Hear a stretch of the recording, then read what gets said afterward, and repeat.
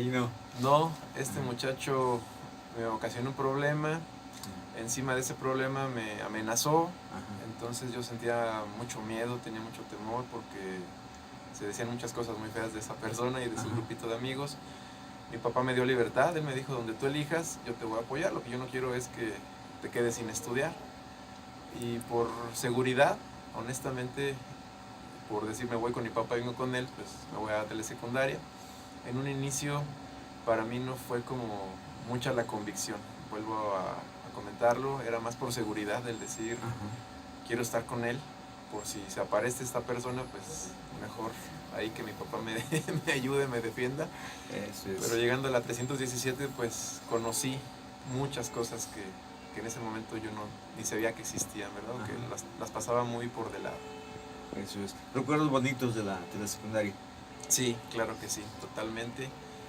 Eran compañeros que hasta la fecha algunos los leo, mejor dicho, no nos vemos muy frecuentemente, pero ahora con las redes sociales nos mandamos saludos, nos mandamos el buen día, nos mandamos algún chistorín.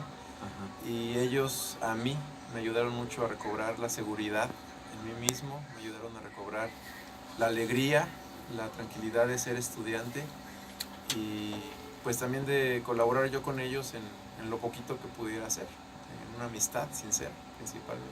Qué interesante.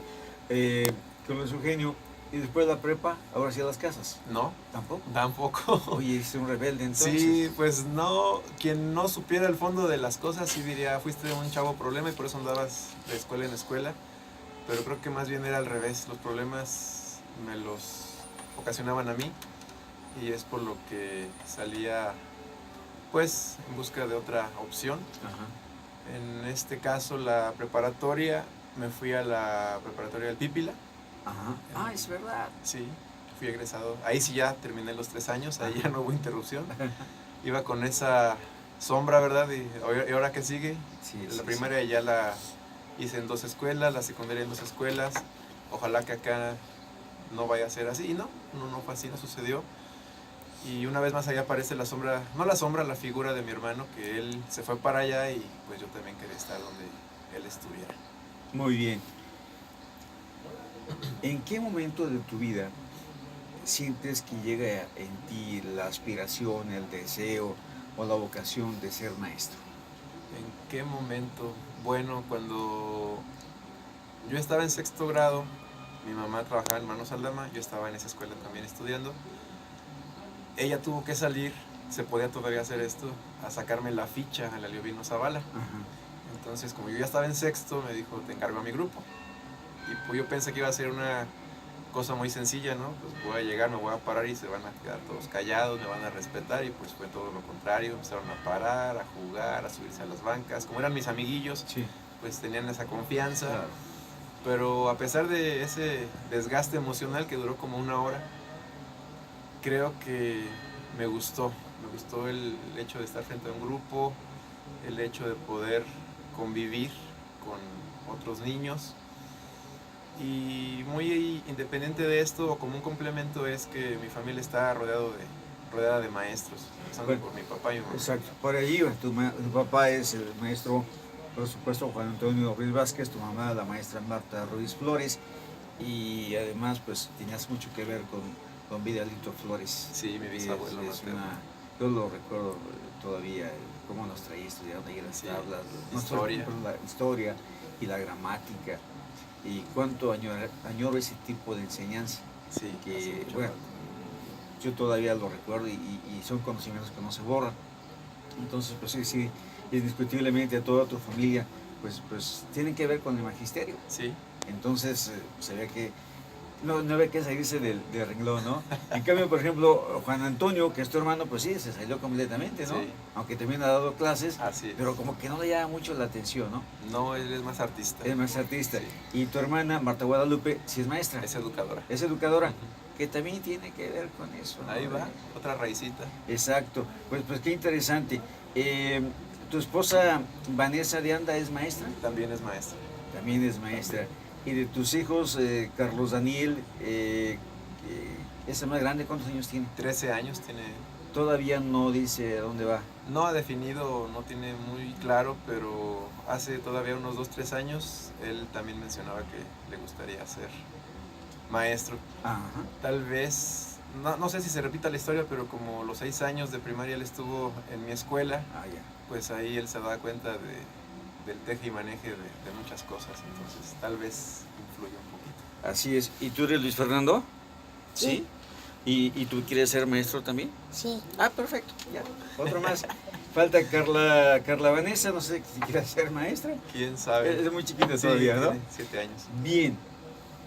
¿Por qué maestro? Bueno, tienes muchas razones para de alguna manera, pues, recibir los ejemplos. Porque si vamos a hablar de los que yo conozco y sé de su trayectoria, pues son grandes maestros, muy reconocidos.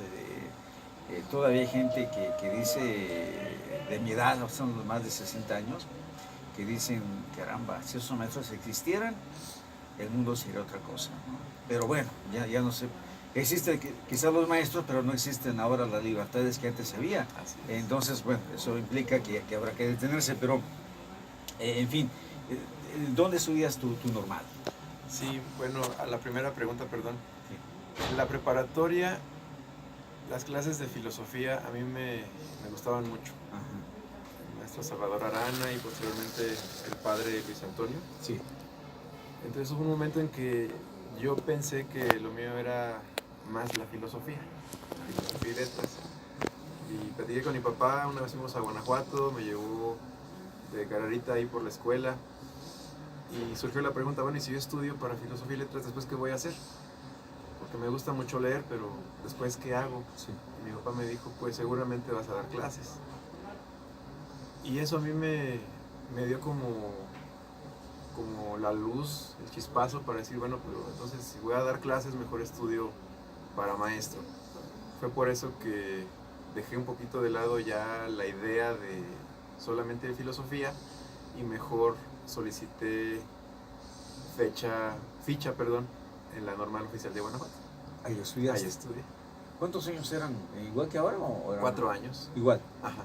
Igual. Pero nada más te vienes como maestro, o sea, profesor. Ya era licenciatura. Era licenciatura. Ajá, porque ya se necesitaba terminar el bachillerato pedagógico o en su defecto la preparatoria. Ajá. Para poder ingresar ahora sí ya como una carrera, como una licenciatura.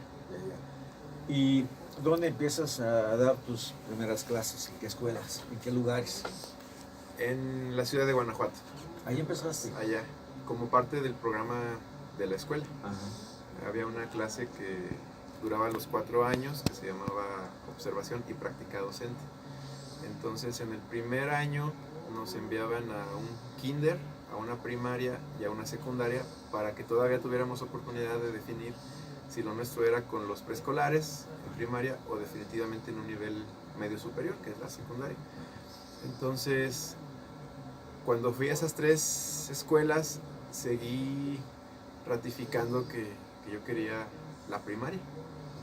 Ajá, entonces hubo compañeras, especialmente mujeres, que pidieron su cambio a preescolar, porque se dieron cuenta que ellas querían un poquito más con niños más pequeños. Sí. Nadie se fue a la normal superior, nos permanecimos en primaria. Entonces ya en el segundo semestre, ya empieza lo que es la observación y la práctica a grupos de primaria específicamente, sí. Entendiéndose de primero a sexto grado o en escuelas multigrado, en escuelas urbanas o en escuelas rurales. Entonces, los 3 años y medio que restaban en mi carrera, hubo oportunidad de practicar en todo ese tipo de escuelas, en multigrado, bidocentes, tridocentes, rurales y urbanas. Mira, qué interesante. Si me permites, quiero hacer una... Bueno, es mi forma de ver las cosas. Sí. Yo siento que quienes realmente llevan la mayor carga en educación y preparación son los de educadoras y después de ahí la primaria, porque son la base.